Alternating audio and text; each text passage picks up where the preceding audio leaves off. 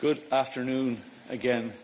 Dear colleagues, thank you for staying in the room, and to everyone online, hello. It's our pleasure to be back here in the press room with the EU Trade and Economic Security Commissioner Maroš Šefčovič, the man who has been making and continues to make superhuman efforts to move our trade agenda forward, including in our talks with the United States. So the Commissioner will give some introductory remarks, and then we will open the floor for your questions. Thanks very much. Commissioner, the floor is yours. Good afternoon, everyone. I'm glad to be here today to follow up on the breakthrough achieved in Scotland yesterday. It was an honour to join Commission's President Ursula von der Leyen at the pivotal meeting with the US President Donald Trump. If I were to sum up this EU-US agreement in one sentence, I would say it brings renewed stability and opens the door to strategic collaboration. This is the result of a month of genuine and relentless efforts, unmatched in their intensity and matched only by the unparalleled importance of our transatlantic trade.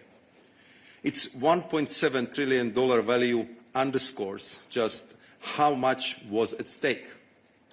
From the start, we have been convinced that our transatlantic relationship deserves a negotiated outcome. That is why my team and I made 10 visits to Washington only this year.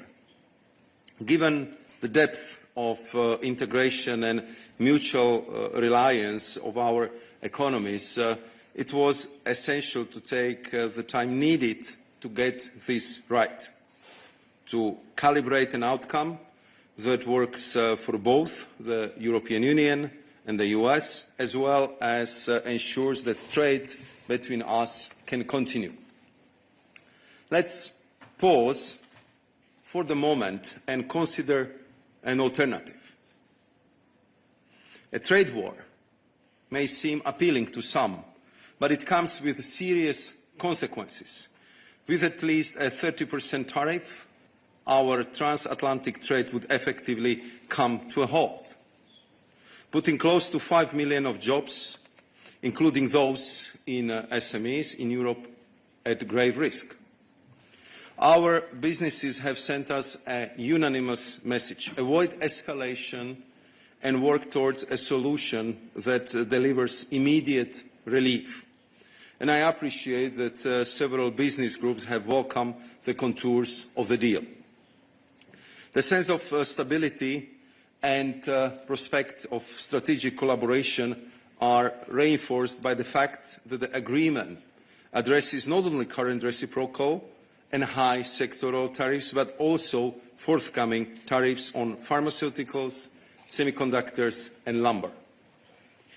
You are now familiar with the key pillars of the deal discussed in Scotland, notably a single 15% tariff ceiling, then $750 billion in strategic purchases, and an additional $600 billion in anticipated private investments into the US economy. On top of that, let me highlight the following 3 points. First, over the past few months, we have gained a better mutual understanding of each side's sensitivities. As stated before, we can relate to the objective of reindustrializing the US economy, as we are pursuing the same goal ourselves. That is why the agreement sees a significant list of goods on which both sides will apply a zero tariff rate, where it is in our shared interest to strengthen our trade, and importantly, this list remains open to further additions. Second, we also believe that certain prospects and certain aspects of global trade policy need fundamental change. For instance, non-market overcapacity is equally destroying the EU steel industry. That is why the agreement sees clear prospect of joint action on steel, aluminium, copper and their derivatives in what I'd like to call a metals alliance, effectively creating a joint ring fence around our respective economies through tariff rate quotas at historic levels with preferential treatment. We will also establish a common approach to addressing source economies of overcapacity. Moreover, we are reducing tariffs on our cars from current 27.5% to 15%, while enabling EU car makers to expand their exports from the US. This will enhance their global standing and strengthen our value chain as numerous European SMEs support production activities in the United States. Third, we believe we need to think strategically about future technologies. That is why the agreement also sees strategic purchases of gas, oil, nuclear, but also US AI chips. Here the aim is to strengthen our technological edge in a way that benefits both sides. All in all, this is an agreement which should generate meaningful and mutual benefits, and I hope it will be a stepping stone to a broader EU-US trade and investment agreement in the future, while also fostering our joint efforts to tackle pressing global challenges such as much-needed reform of the WTO. We have been in constant dialogue with our member states and key stakeholders, and I want to sincerely thank them for their trust in the Commission and our continued unity throughout this process. This morning, we briefed the Member States as well as members of the European Parliament. In conclusion, I want to appreciate once again the leadership of President von der Leyen, as well as the collaboration with my counterparts for the countless hours of intense engagement, which I hope will pay off. Thank you. Many thanks, Commissioner. We'll start the questions here in the room. Jorge. Thank you very much. Here, Commissioner Jorge Valero with Bloomberg. 2 questions. The first one, are you rock solid convinced that President Trump will maintain its commitment of 15% tariff for pharma and chips after the investigations are concluded, knowing how President Trump behaves and what you saw during the negotiations? And secondly, given that the energy purchases are totally in the hands of companies, do you fear that the US might retaliate if you don't achieve this 250 billion euros of purchases per year? Thank you. Please go ahead, Commissioner. We'll take them one at a time. Thank you very much, Jorge. So on your first question, this was the issue which was discussed already for quite some time, and for us it was very clear that 15% is acceptable in the case that 15% is seen as inclusive. So no stacking, and would also cover the ongoing 232 investigation. And I think that it's very clear in summing up the negotiation yesterday that this point was made very clearly by the President von der Leyen. And I believe that with our American counterparts, we are opening a new chapter. We spent a lot of time together. We know each other much better than before. We understand each other's sensitivities, each other's perspectives, and we also will be informing each other much more frequently about all the important decisions taken. So I believe that this commitment will be honoured, will be respected in this case as well.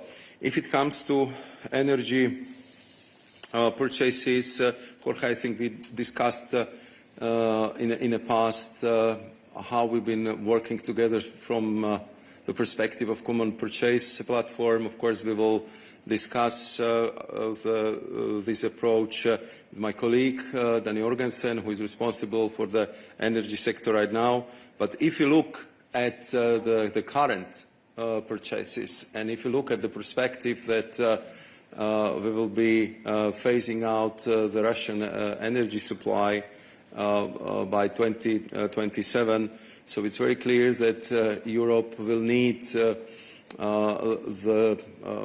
solid, consolidated and reliant supply of energy. We are not talking only about LNG. We are talking about oil, and I would say what is also a new element, this is the nuclear fuel. As I'm sure you know, Europe is going through the nuclear energy renaissance, and therefore new technology, nuclear fuel will be very much needed for the current but also future nuclear power plants in Europe.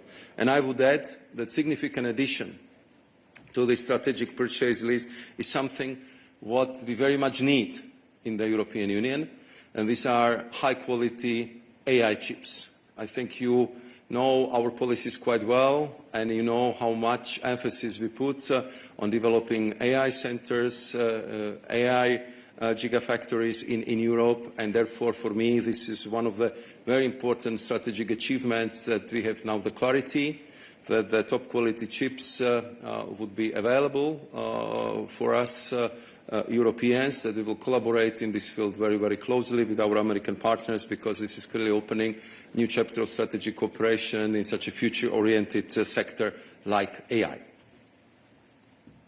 Many thanks, Commissioner. Tom Muller-Nielsen.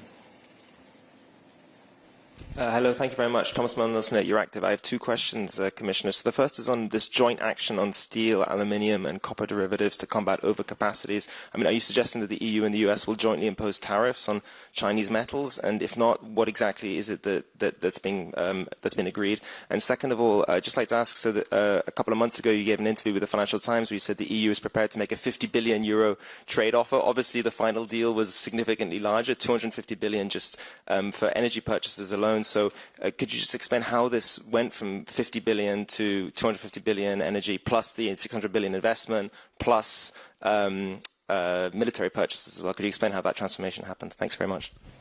Thank you very much, Thomas. Starting with the first question, if it comes to this metals union, I think, I mean, in this many hours of discussions we had with our US counterpart, I think it became very, very clear that if it comes to steel and metals, we are not each other's problem.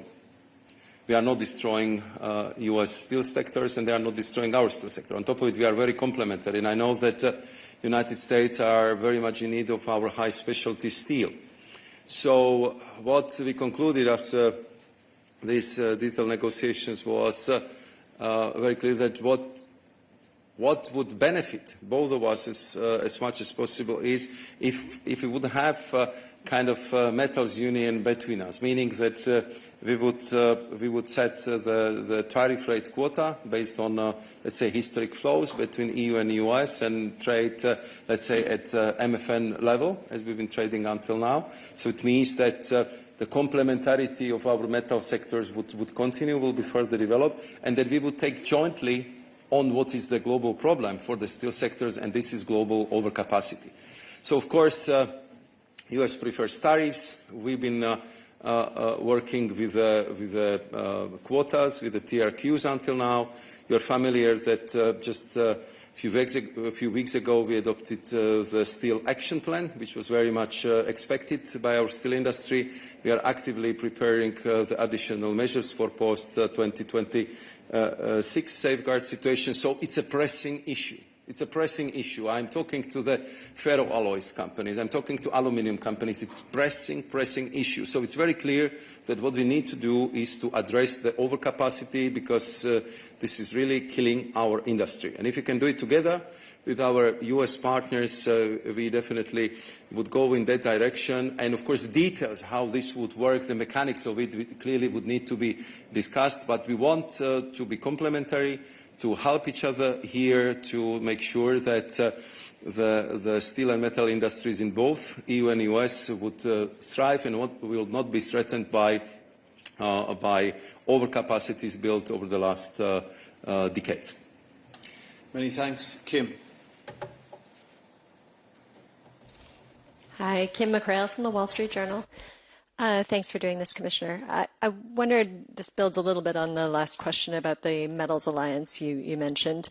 But between the Metals Alliance and what was said so far and what we understood from the briefing about semiconductor purchases and the decision to preference the US for semiconductor purchases over China, for example, taking those together, what do you see what do you think the outcome of this deal means for the EU's relationship with China? Are you working with the US right now to box China out of the trade that you're doing between perhaps the US and the EU and perhaps other major trading partners? And just a quick question about the EU's WTO obligations. The way I understood from the technical briefing, this to work in terms of the EU's decision to lower some tariffs is that some tariffs will be lowered unilaterally and only for the US. Is that in line with the EU's obligations under the WTO to do it that way as opposed to most favored nation? Thanks. Thank you very much, Kim. So the first question on China, as you know, just last week we had the EU-China summit, and President von der Leyen and President Costa visited their counterparts in Beijing. Of course, at the beginning of the year, we hoped for better results, which would be delivered by the summit. But I have to say that despite the strenuous efforts of my colleagues and myself and several long meetings with my Chinese counterparts, unfortunately the list of the accumulated issues on the table will not get shorter, but it just grew longer. And clearly the issue is overcapacity. The issue is linked with what we perceive as illegal subsidies, the question mark over how our companies are treated in China if they get the fair access to public procurement and other issues, and quite a few absolutely unwarranted trade defense measures taken about the products coming from Europe. And I think that all this was very clearly remunerated and highlighted in a preparatory long VTC I had with my counterpart, Minister Wang Wentao, just a few days before I think it was actually the day before summit, and then by both presidents von der Leyen and Costa in Beijing. So I think it's quite clear that there is a lot of issues we have to deal with China, because we just want to have a fair trade relationship with them. I would underline fair treatment of our companies, and also clear commitment if it comes to subsidies of the products exported to the EU, because we cannot afford to have another development like we had with photovoltaic panels a couple of years ago. So, I mean, of course, the US in many aspects are in similar situation. We are dealing with critical raw materials issues. We are dealing with the permits and export permissions for rare earth, permanent magnets, and I would say these strategic elements which are so needed for our industry. So it's only natural for the close allies like we are with the US to compare the notes and to cooperate in all these aspects. As you know, we also work very, very closely with the US if it comes to the dual-use technologies. You know how complementary we are if it comes to the semiconductors, because if the US have the best chip designers, we have the best machine on this planet to print this chip. So clearly we are complementary here, and we want to consolidate this further by building very solid and strong AI capacities in Europe. If it comes to the WTO, you know that the European Union is and will remain the strongest champion and supporter of WTO and rules-based trade, and nothing changes about it. At the same time, I am in frequent contacts with Dr. Ngozi, Director General of the WTO, and I think we both recognize the fact, which became so clear after the ministerial meeting in Paris a couple of months ago, that WTO needs deep reform. And I appreciate the efforts of Dr. Ngozi, which are very much supported by us, to deliver on these reforms. And I think we have a precious opportunity to progress between now and the Spring Ministerial Council in Cameroon to achieve that. Otherwise, it will be extremely difficult for the WTO to play the same role as they're playing now or as they play next year. But we, from the EU side, will help them at every step on the way to achieve that goal, because we are absolutely convinced we need the rules, we need a well-functioning WTO, and we need really clarity for the global trade. And of course, the last part of your question was that we look at that agreement which was agreed upon yesterday as an opening of the process. We want to end up with a trade agreement with the US and the trade agreement which would be fully compatible with the WTO rules. Many thanks, Commissioner. Brian. Thank you, Commissioner. I have a political question. Some member states say they are disappointed with this agreement because it's not balanced enough. How do you plan to convince them? Thank you. Thank you very much. I think first and foremost, we did our utmost to keep our member states involved and informed at every step of the way. And we had, I would say, almost permanent contacts with them, including the Coreper meetings before and after, every engagement on my level, every engagement on the level of our technical teams, and of course before and after the meeting of President von der Leyen with President Trump. And we've been, of course, explaining to them the complexity of the situation, and if some still believe that we can return to the pre-April 2nd situation, I think also with the agreements which are struck between the United States and its trading partners over the last couple of weeks, or I'm sure the number of letters just setting the new tariff lines between now and the 1st August, it's quite obvious that the world which was there before the 2nd of April is gone. And we simply need to adjust, we need to address the challenges which are coming from this new approach, and I believe that the strategic cooperation with our strategic partner is a better outcome than all-out trade war. In my introductory remarks, I was just describing what would it mean. Tariffs more than 30%, then huge political tension, lots of SMEs under dramatic pressure, and loss of potentially of hundreds of thousands, if not millions of jobs. And what would happen after that? The situation would become so unbearable that we have to get to the negotiated solution. After that, we will have to sit and negotiate a new deal, but in much, much worse conditions. So therefore, I believe that the tasks we set for ourselves when I, for the first time, met my counterpart, Secretary of Commerce, Howard Lutnick, the next day after this confirmation, when I said, Howard, let's work together to avoid this mutual pain.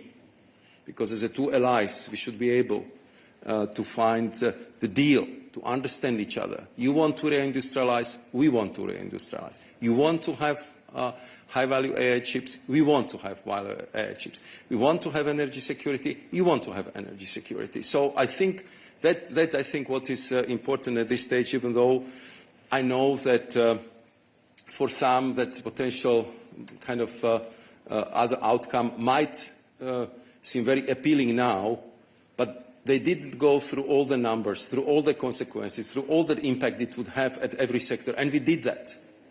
And we did that, and therefore, with full consciousness, I'm 100% sure that this deal is better than the trade war with the United States. Many thanks, Commissioner. We don't have too much time left for the Commissioner. He's under pressure, so we'll take a few questions in the room and then we'll wrap up. Jorge. Hello, Commissioner. Jorge Liboreiro with Euronews. Just following up on my colleague, what he said, I mean, it's objective that this deal is quite unbalanced because you have 15% on one side and almost zero or virtually zero on the other side. So do you consider this a good deal or just a case of damage control? And second, do you have any regrets about not using retaliation at any stage of the process in a bid to secure more concessions? Thank you. Thank you very much, Jorge. At first, I would say that this is clearly the best deal we could get under very difficult circumstances. And I have to say that you were not in a room, but if you have been in a room yesterday, you would see that we really started with 30%. That was absolute real perspective that as of 1st of August, we would have 30% tariff on our exports, which would, as I already mentioned, practically stop all the trade. And I have to say that President von der Leyen did terrific negotiations yesterday. She was absolutely great in managing these negotiations, which led to the conclusion of the deal, which I'm absolutely convinced saves the trade flows, save the jobs in Europe, and opens new chapter in EU-US relations, how to adjust our mutual trading patterns in this new age of geoeconomics and geopolitics. And that's for me, it's a very important political answer, because it's not only about the trade, it's about security, it's about Ukraine, it's about current geopolitical volatility. I cannot go into all details what everything was discussed yesterday, but I can assure you it was not only about the trade. So therefore, I mean, to have a possibility that the two biggest economies and two closest allies can openly discuss all sensitive issues, and as I can judge from the discussion yesterday, are very much aligned on the geopolitical issues of today, I think has additional price.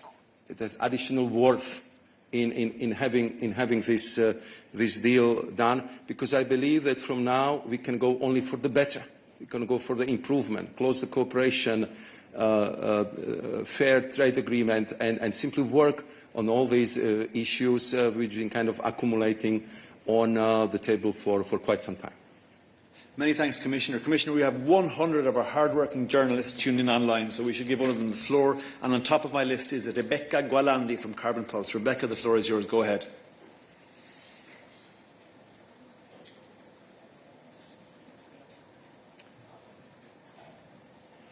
Rebecca, can you knock on your mic? Can we see you, please? Sorry. Can you hear me now? We see you and hear you. Please go ahead. Okay, thank you. So in 2024, the EU imported 76.9 billion euros of energy from the US. So if we want to get to the target, then that means roughly tripling our purchases of US energy, taking into account exchange rates. So how do we do that? Do we put a target? Is it feasible? I've heard from energy experts that it's actually not feasible. The target is not actually possible because the US doesn't even produce that much LNG or energy products. So I'm just wondering how we're going to monitor these purchases, if there's going to be a platform, how you're going to convince EU member states and companies. And also, this target actually seems very in opposition to the climate targets and to the objective of reducing energy prices in the EU. So it seems a bit contradictory to many of the things that the EU has said. Thank you. Thank you very much, Rebecca, for your questions. I think that look, when we approach the assessment of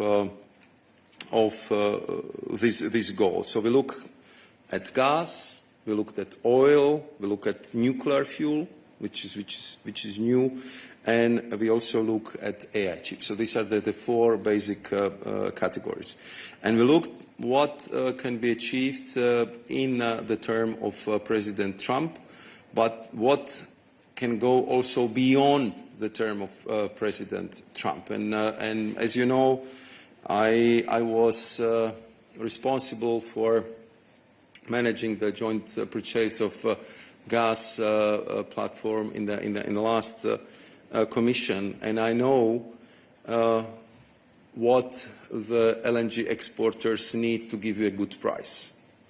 They need predictability, they need long-term contracts, so they can invest in development of further infrastructure. And once the further infrastructure is built, then of course you have more competition on the market, and you have a good price. So if you look at what are the amounts of energy we would need, especially if you are proceeding through phasing out of Russian energy supplies in the next years, if you are looking at the nuclear renaissance in Europe, if you are looking at the booming industry of AI, where we would need 40 billion of the chips, we believe that these numbers are achievable. And of course, we will work with our companies, with the member states, with my colleagues in the Commission, how to set up that mechanism. And of course, this would be one of the issues which we would be regularly discussing with our US counterparts, because of course, from our perspective, that's the offer. We are ready to go for that purchase, and I know that on their side they're also working very hard to be able to produce that volumes, that quantity of energy, and therefore I would say it would be joint effort. But to have the solid supplies for your close allies and to have it at a good price and good quality is something what in these volatile times where, as you know from the past, we have seen how energy supplies could be weaponized. I think it's also very important for overall competitiveness of the European economy. Many thanks, Commissioner. And with this, we draw our press point to a close. Huge thanks to the Commissioner for making himself available. Thank you to our wonderful interpreters. Thank you to our technical experts for keeping the show on the road. Get in touch with us at the SPP if you have any follow-up questions, and we look forward to talking to you again soon.